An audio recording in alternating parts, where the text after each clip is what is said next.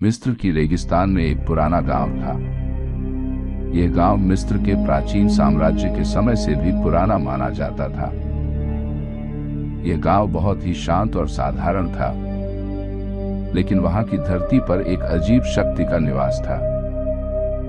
कहानी उस समय की है जब एक युवा पुरातत्वविद डॉक्टर डेविड ने अपने शोध के लिए गांव की ओर यात्रा की। उसे इस गांव में एक प्राचीन कब्र की खोज थी,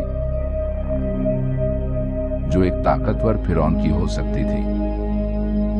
गांव वालों ने उसे इस खोज के बारे में चेतावनी दी कि कब्र के अंदर जाने से पहले उसे सावधान रहना चाहिए।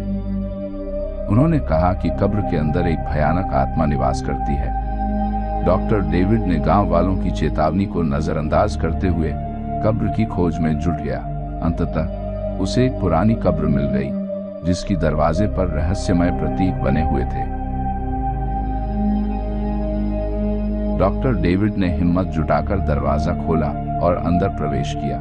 कब्र की दीवारें और सजावट अद्वितीय और शानदार थी, लेकिन वहां की ठंडक और अजीब सी चुप्पी उसे असहज कर रही थी। जैसे ही डॉक्टर डेविड ने कब्र के अंदर एक प्राचीन किताब देखी, उसे अचानक महसूस हुआ कि वह अकेला नहीं है। एक ठंडी हवा की लहर ने उसकी पीठ को छू लिया और उसके कानों में एक सुनी हुई आवाज गूंजने लगी।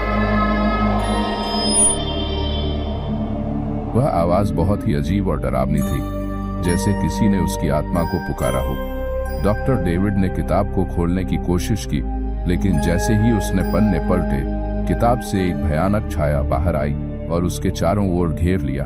वह छाया एक प्राचीन आत्मा की प्रतीक थी, जो बहुत ही कुपित और क्रोधित थी। आत्मा ने डॉस समीर को चेतावनी दी कि उसे कब्र से बाहर निकल जाना चाहिए, अन्यथा वह सजा पाएगा।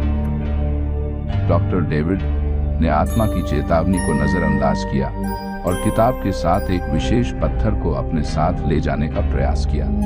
अचानक कब्र की दीवारें और छत हिलने लगी और अंधेरे में एक डरावनी चीख गूंज उठी। घबराहट में कब्र से बाहर निकलने की कोशिश की, लेकिन दरवाजा अचानक बंद हो गया। गांव वाले तब से कभी डॉक्टर डेविड को नहीं देख पाए। उन्होंने उसकी खोज की, लेकिन उसकी कोई भी खोज नहीं मिली। कब्र को फिर से बंद कर दिया गया और गांव वालों ने उस स्थान को छोड़ दिया। अब भी कभी कभी जब लोग उस पुरानी कब्र के पास से गुजरते हैं, तो वे अजीब से डरावनी आवाजें सुन सकते हैं और महसूस कर सकते हैं कि वहां की आत्मा अभी भी कुपित और बेताब है। यह कहानी मिस्र के उन अज्ञात रहस्यों की याद दिलाती है, जिन्हें छेड़ना कभी भी ठीक नहीं होता।